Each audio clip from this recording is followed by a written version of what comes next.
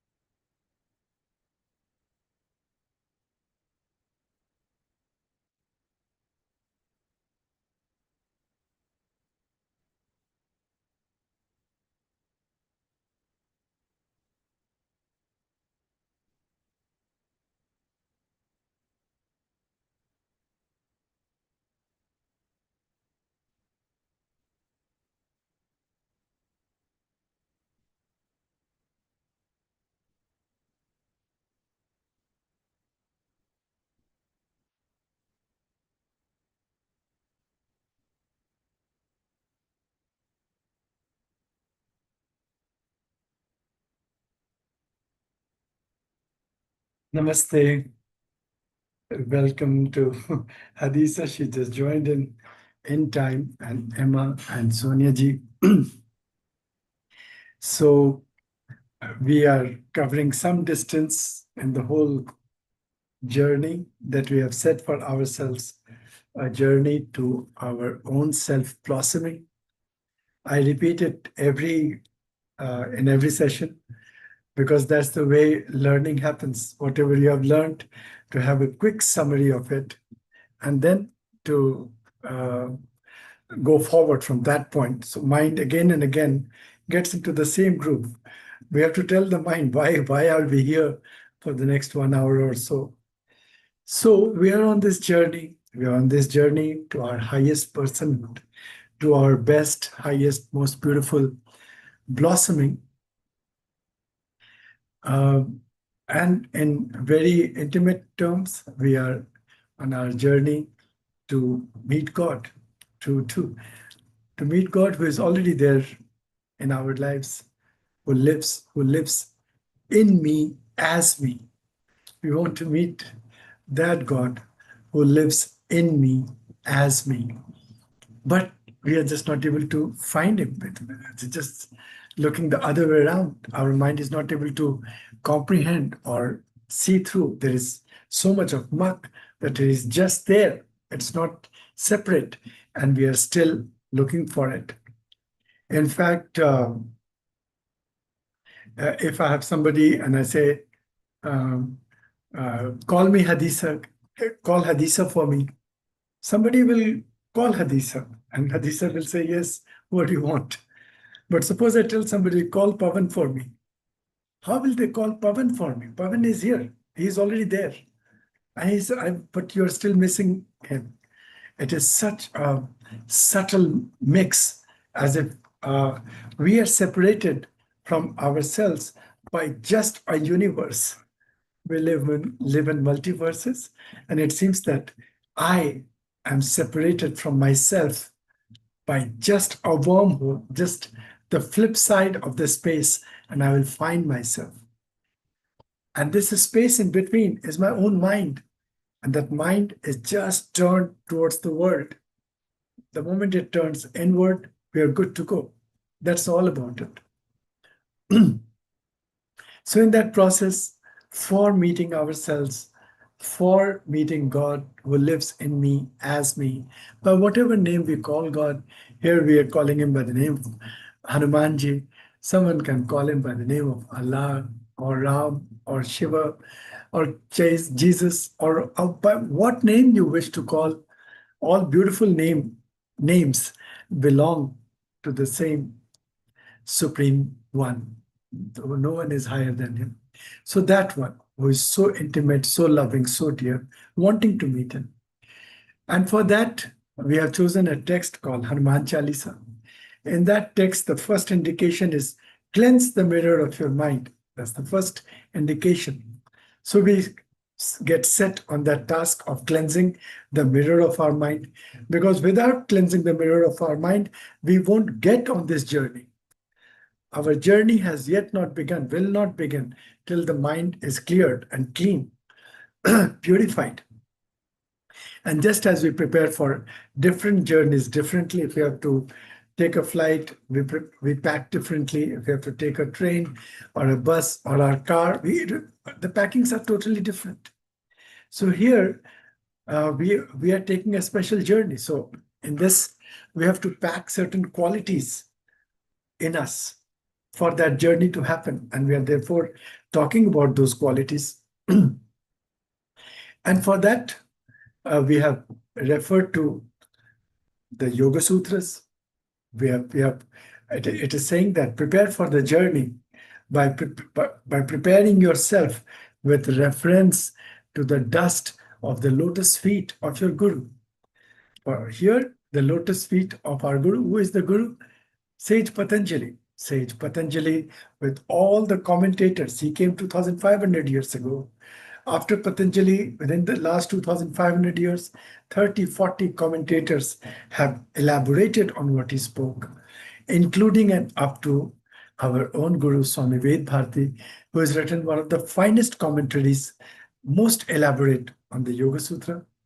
So from this, we are culling out the dust of knowledge, containing it in the vessel, in the small container of the Sri Chakra.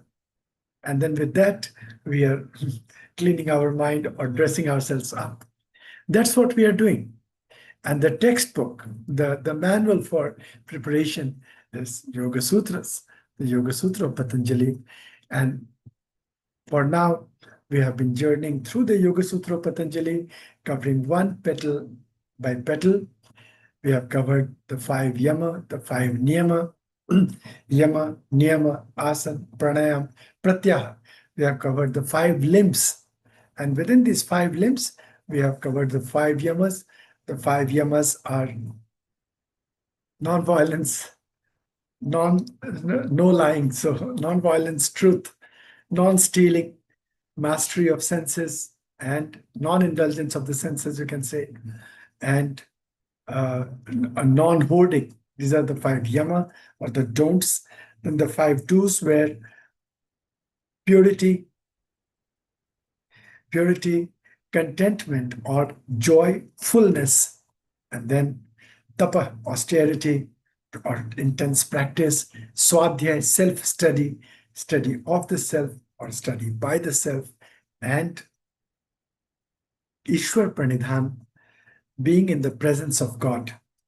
The last 3, that is austerities or intense practice, self-study, and Ishwar Pranidhan, comprises what is popularly known as Kriya Yoga. So 5 plus 5, 10, and then asana, being comfortably still. We have seen that. Pranayam,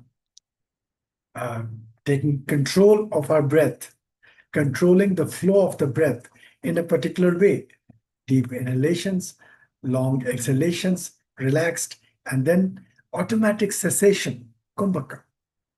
So, asana, pranayam, and we have also seen pratyahar, withdrawing the senses from their objects. We have seen up to that. So these 3 plus 10 becomes 13 petals. And today we'll cover 14 and 15 petals. 14th and 15th petals. What are this? So we were speaking about pratyahar, and we were speaking about you will see that all of this, especially for Lucky, she's a qualified psychologist. She's a holds a PhD in that. She would know in how beautifully 2,500 years ago a sage has arranged an introduction to our own mind, a way to embrace our own mind instead of calling mastery over the mind, uh, to have such a loving relationship with the mind that the mind accepts me as its master.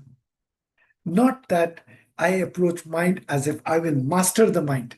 No, but approaching the mind in such a loving way that the mind happily, joyfully, lovingly accepts me as its master, as her master, because I will now, the mind now understands that I will take the mind to beautiful places, make the mind see beautiful scenes, make the tongue taste beautiful, healthy taste and good speech. The mind is now getting used, and the mind is having the faith in my intellect.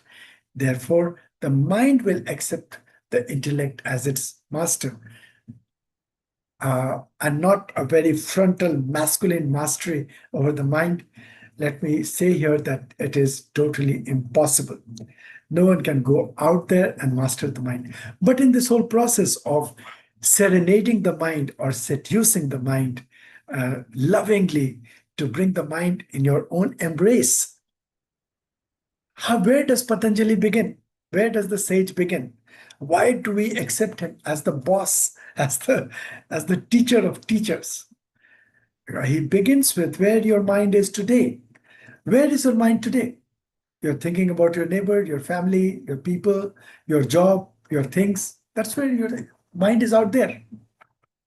And therefore, he has put some gentle don'ts there. That's all. Do whatever, but don't hurt your neighbor. You may love him, not love him, doesn't matter. But don't hurt or harm your neighbor. Don't speak lies. Don't speak untruth. Don't do that. Don't steal. Don't hoard. Don't be wanton in your indulgences. Don't do this. For how you live outside. These are all the yamas, the don'ts. And then comes the next limb, niyamas, the do's. And they are to do with you. So the mind, after my neighbor and my family and my dog, my mind turns inward and first encounters myself. The first thing is shaucha. Cleanliness is next only to godliness. Only to godliness. Only is the operative word. Cleanliness of the body. Cleanliness of the body, purity of the mind, and the inner cleanliness of the body through healthy food. These three. Cleanliness of, and Jesus says in the Bible, he says, man is not defiled so much by what goes inside his mouth than by what comes out of his mouth. So how are you defiling? What kind of words, the choice of words, expressions that you use? So all of that comes under purity, cleanliness, and then santosha, contentment, or we have found a new word, joy and fullness. Joyness and fullness together, joyfulness, santosha, and then tapa, some practices with this body. Swadhyaya, some study with the mind, and Ishwar Pranidhan, with the heart, a sense of surrender, a loving surrender to God. So you have come close enough. Now that you have done these 10 things and you're much more in yourself, and now you sit comfortably. That is asana, being comfortably still, comfortable stillness, comfortably still. That is asana. And then what you do? Gently bring our awareness to your breath, pranayama. And then what you do, you get into the flow of pranayama, and you suddenly realize that, oh, all my senses have turned home. They're all here. They are merged in my mind. I cannot distinguish my mind from the senses. I have no flashes of images. My mind is in a serene flow with my breath, and my senses are back home. The horses are in the stable. They're relaxed. They're in the mind. Pratyahar. And when that happens, your mind flows into a singular space, any space. It could be when the mind is contained, containment of the mind in a defined space is known as Dharana, the next petal. Petal number 14 is called Dharana, normally translated as concentration. It's a fairly okay translation. I would translate concentration, a better translation to dharana will be holding or gathering. Gathering and holding. Gathering the mind or holding the mind, dharya means to hold.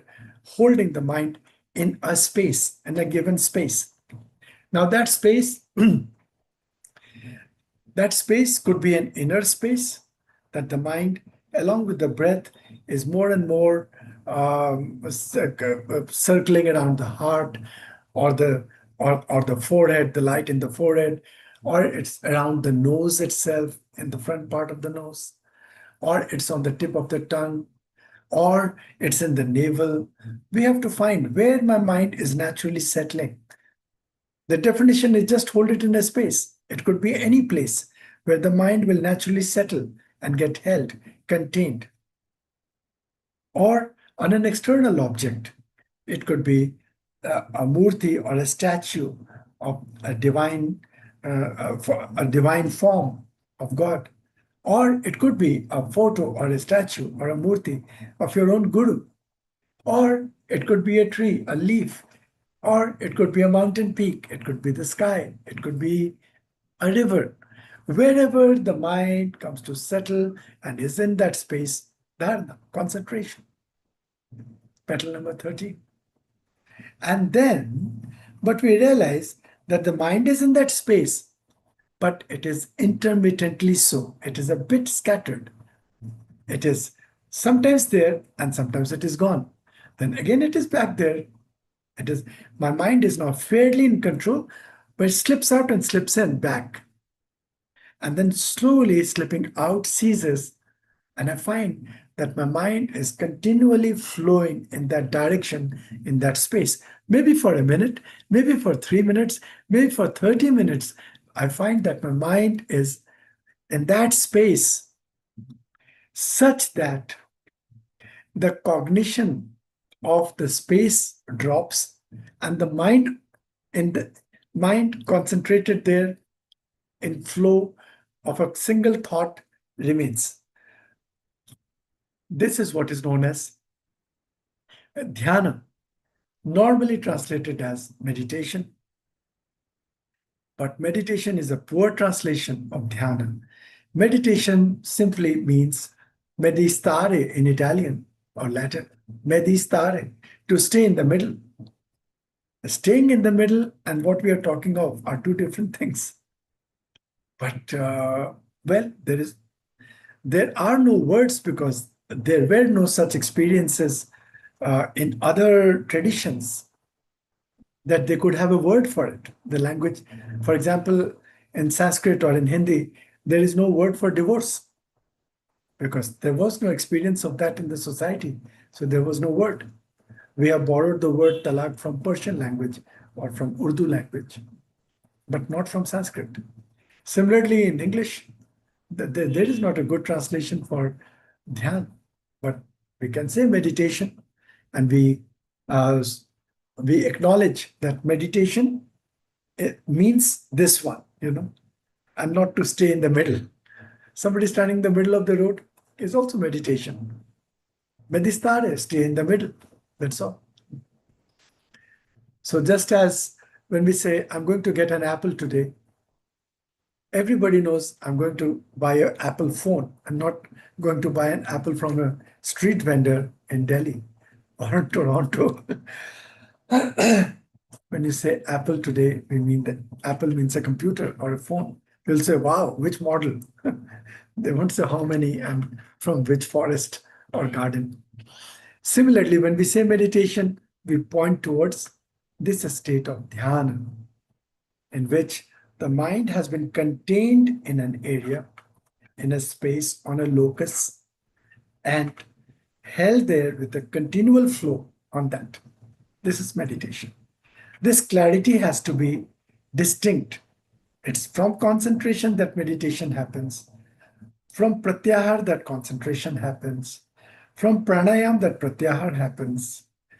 Pranayam can take place only and only when you're seated comfortably or you're in a comfortable body position. Anything that you do which looks like breath control, but in a condition that your body is not comfortable, will not be counted as pranayam. It can be counted maybe as a breath exercise or something like that, breath work, but it's not pranayam. And asana cannot be accomplished, or you are not allowed to, or it follows the following of the 10 yamas and niyamas. So it all is so well fluidly planned. And then from dhyana, I have not taken it as the next petal. So the 15th, so we are on 14th and 15th petal. Samadhi. Samadhi is natural development of meditation. Samadhi simply means that in the state of meditation, when the mind is in a constant flow, then the sense that the mind exists and it is in constant flow drops. Only I am remains because everything else goes. And then there is a point when even I drops and a sense of pure existence remains. These are two sub-stages of final absorption, which is known as samadhi, where dhi, which is the buddhi, takes over totally, and there is nothing but the dhi. Therefore, when there is nothing but cognition, even cognition cannot be there. Cognition is not an object of cognition, so everything vanishes, and there is a pure state of existence. That will be the highest stage of meditation. Is it achievable? Yes, it is achievable. The textbook says 12 days of intense practice, a novice can achieve samadhi in 12 days. We must sometimes have a retreat, do it for 15 days, maybe, or 14, and get somewhere close by. It should be possible, provided we are graced by a great acharya, a great guru, and we are together. So when we bring in the energy of togetherness, collective flapping of wings, we will aid one another and will quickly experience at least a sprinkle of the state of samadhi. So this is the 14th and the 15th petal, dharana and dhyan, concentration and meditation.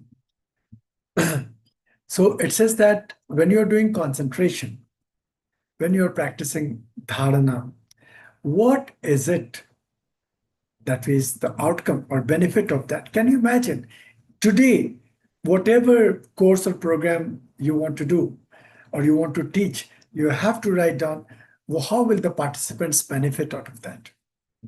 Think of a text written 2,500 years ago. A practice immediately following that is the benefit of that. And it says that the benefit of this is that the urge to uproot oneself, the urge to get out of a particular situation begins to come down, and the urge to settle into a particular situation begins to increase. The urge to get up is called Vyuthan Chitta. Urge to settle down is called Nirodha Chitta. Chitta is the mind, the Nirodha mind, the controlled mind, or the mastered mind. And Vyuthan Chitta, the scattered mind. How do we experience it? We experience it every day.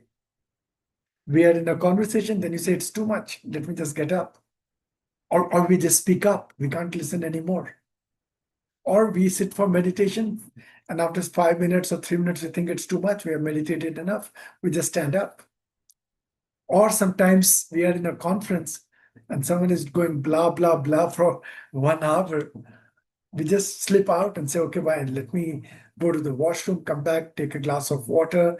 Maybe there's a coffee vending machine, maybe I make a call, look at my mobile phone, reset my mind and go in. By then it is about to conclude, so I will again get out. This urge to stand up is Dhyana. And this we have gathered, this urge from impressions from many, many, many thousand lifetimes. Because it is out of this that households could be created, that women could run a house and men could run from one deer to the next rabbit, or a guy will just not sit under a tree waiting for a lamb to come in front and say, please eat me. It won't happen. So he has to be all the time in that spark, in that. But now when we are on this journey, we need to get some control over it. And it is a learned control. I'm forgetting the name of the scholar or the scientist who has promulgated what is known as learned optimism.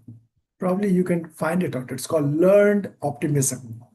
Here it is called learned mastery, learned Nirodha, learned mastery of the mind. Learned it. It is not as if it will happen on its own. So more and more we practice dharana, more and more we bring our mind into a certain space. That space has to be fixed. The practice has to be fixed. It has to be the same practice every day. And in the same space, if it is the heart space, head space, head space, navel space, navel. Yes, you're right, Seligman. Yes. Learned optimism. So wherever you want to take the mind, wherever it comfortably settles, it's all yours. But once you have decided, then bring the mind again and again, several times in a day. That is why in every opportunity I say this, please pause several times during a day to bring your awareness to the flow of your breath. Sorry. And again train the mind. Mind needs to be toilet trained. Train the mind. You have sat down for 1 minute, hands apart on your thighs, feet on the ground. Well, you're working. Nobody will notice. Keep looking. Open your eyes. Nobody will know that you're meditating. Keep looking at the computer. But bring your awareness to the flow of the breath. Tell the mind, here we are. Let's have fun. Let's go into that space. In the navel, in the heart. Let's see the face of our Lord looking at us. Something. And then again, you go back to work. Again and again, when you do that. Why is it that mobile phone has become an addiction? Because we do it again and again. We wake up, look at the mobile phone. We sleep only after seeing it for as long as we can before we drop dead. So we have trained our brain by doing it for 10 years. Now, no one needs to tell us how long should you watch the mobile phone. No one even asked this question, how long is it safe to look at the mobile phone? No one cares. There could be the health app in it who checks your screen time and things like that. Who cares? And when I say who cares, it includes myself who speak so loudly about it. But there's so much of work to do because already in the last 10 years or so, in spite of knowing that this is not something which is the best, what we call Sangha dosha, the stain of contact, the contact stain. Just by being in contact with this, the stain that arises out of that happens, and we need to get rid of it. So again and again, when we train our mind, to reduce our contact with that to begin with, and drain our mind to get into the flow of the breath, the result is that for sure our mind will get into dharana. No doubt about it. The sage says the Vyuthan Chitta will go down, the Niruddha Chitta will rise in its strength. And then the word it says is that the mind will enter into a continual flow of peace. Prashanta Vahita Chittam, Prashanta Vahita Sanskar, whatever you call it. Prashant. Shant means Shant means peace. Prashant means properly pacified, deeply pacified. Like we say, Pacific Ocean. The Hindi word or Sanskrit word for Pacific Ocean is Prashant Sagar, Mahasagar. Totally, fully pacified, well pacified, a flow of well pacified mind. That is where we will arrive. And the few practices that help it is one, Trataka, gazing at a flame of light kept at your eye level. There is a specific practice, we can do that. Mantra japa, Shwas japa, mantra japa, chanting of the mantra, chanting on the breath, bringing your awareness to your chakras, bringing your awareness on a murti, on an idol or a crystal. However, the textbook says, the sage says, on whatever your mind settles, whatever, it could be music, it could be anything on which your mind settles down, then do that every single day. It should not be mere entertainment. Today my mind is for music, tomorrow it will be for dance, third day it will be a movie, not that. And then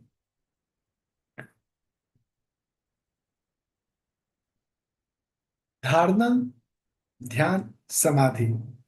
Concentration, meditation, absorption. All put three together is known as Sanyam. Sanyam would simply means control, full control. The three together. Sanyam is used as a singular word, presuming all three have been mastered and the flow has been maintained together in all the three stages of the mind. And through Sanyam, then all the siddhis open up. All manifestations of wealth, of success, of different circumstances in life, of able to see which karmas are pending,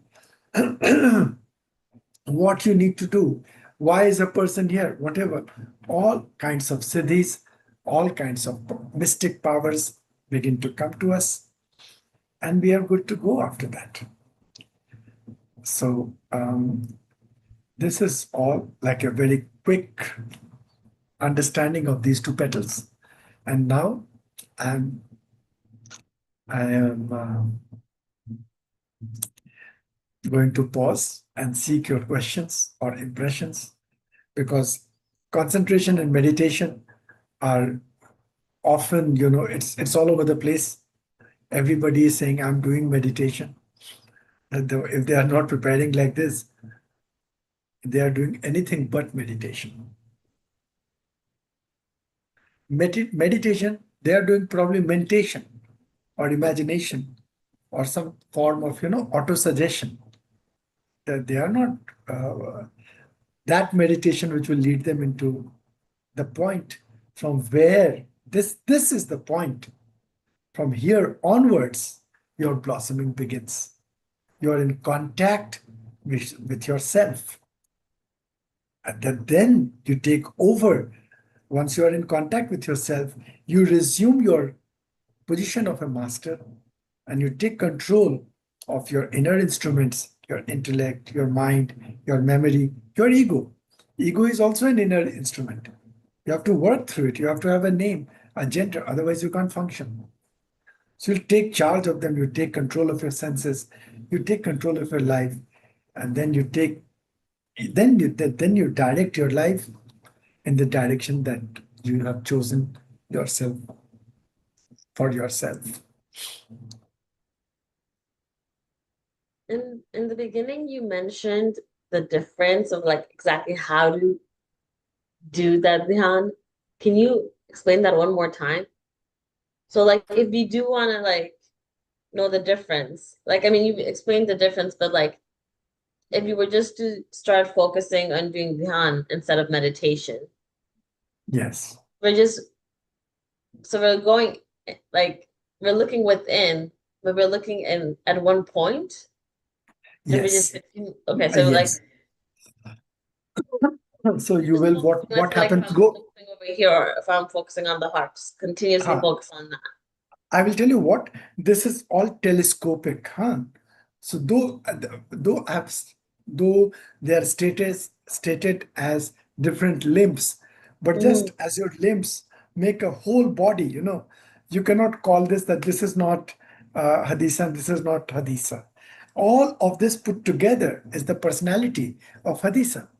Similarly, all of this put together is the personality of yoga.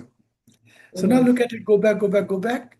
You have prepared your mind, you learned how to behave, all that. You're becoming fairly okay. You're got into the habit of taking a couple of showers in a day, eating good food. You don't need to be under pressure. You know that if there is no other food, you will probably go hungry or eat a little of a burger or something, but you're fully flowing from that side and you're practicing, you're in a habit of reading something, your mind is well informed, and then you have now learned to sit comfortably. Don't take it lightly, just sitting comfortably on a sofa for some time without moving, without forget meditation. Just say that for 10 minutes, I'm not going to move and I'm just going to look at the tree outside, for example. All of this will happen together. So you learn to sit comfortably, you practice, you sit comfortably, and then you begin to bring your awareness to the flow of your breath. Your breath, your prana, is the connection between your mind and your body. Once your mind stabilizes in that, because if there is a way to grab your mind, is in your breath. You increase the speed of your breath, the mind will hype up. You reduce it, it goes down. Okay. So from there, you begin to realize that your senses are now coming in, that you're comfortable with the practice of your breath. And that you're finding that your mind, which is flowing with the breath, now has chosen to become still in a space. mm, It could be any one of these spaces. Not automatically, maybe by training, by your own faith. You want to go in your heart. You say, I'm a heart person, I will go in my heart. I work from my gut, I'll go in my navel. I'll go in my head. I go into the light of the a fully light filled head area and I will stay there. I find it comfortable. I close my eyes, I go there. So wherever your mind stops, or you love a crystal and you gaze at it and you feel that mm, that is what emanates the love of God or earth or however, whatever. So gradually you have already arrived into the space of concentration where mind is in that. And then when that becomes a constant flow with a singular thought. So that singular thought we say should be a mantra. Easy. You keep a mantra, it's only the mantra that is going on and nothing else. Now, you will say, what's the difference between concentration and meditation? What flip is taking place? The flip that is happening is during concentration, your mind is in that space, but not always so. Few seconds gone, few seconds gone. mhm, It is like a dripping tap. You might sometimes have a dripping tap in the kitchen, then you have to put a bowl or something inside it and tap, tap, tap, some water collects in it. mm, So there is a space and the mind is dropping only in that, but sometimes not. Sometimes it goes everywhere. That's the stage of concentration. The mind is mm, still in a distracted, vichipta state. Then comes dhyana. In dhyana, the mind has become ekagra, one-pointed. Now it is not scattered, ekagra. And from dhyan, it will flow into a state known as niruddha. Niruddha means mastered. So from scattered mind to concentrated, one-pointed mind, and from one-pointed mind to mastered mind. And yes, and these are natural, and these are called the inner limbs. Up to pratyahar, yam, niyam, asan, pranayam, pratyahar, these five are the outer limbs, and the inner three limbs are dharana, dhyan, samadhi. But I have merged samadhi with dhyan and kept it on petal number 15. Okay.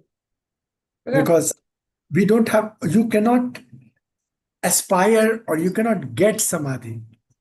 Up to Yeah. dhyan, you can practice. In fact, up to concentration, you can practice. Dhyan will happen. Therefore, when you say, I do meditation, it is not, it doesn't make sense to a person who knows what meditation is. I am meditating is a better word, or I am in meditation, or meditation happens. Dhyan happens. Dhyan happens. It manifests. Dhyan grows like a flower. You cannot pull it out or do something to make a flower. It flowers.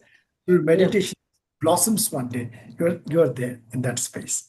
Until then, it is some amount of effort and practice that goes into that. And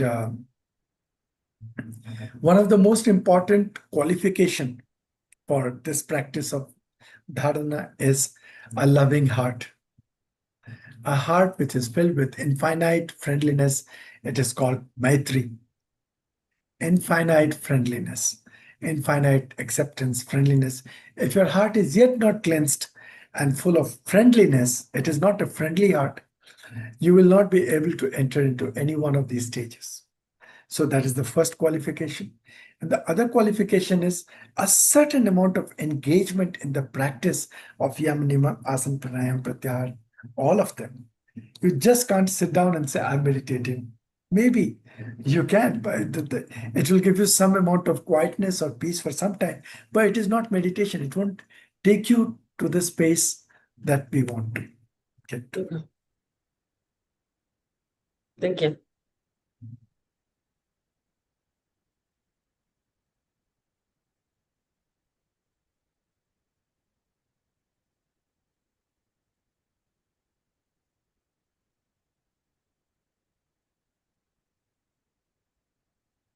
So then let us make a good resolve to practice what we have heard.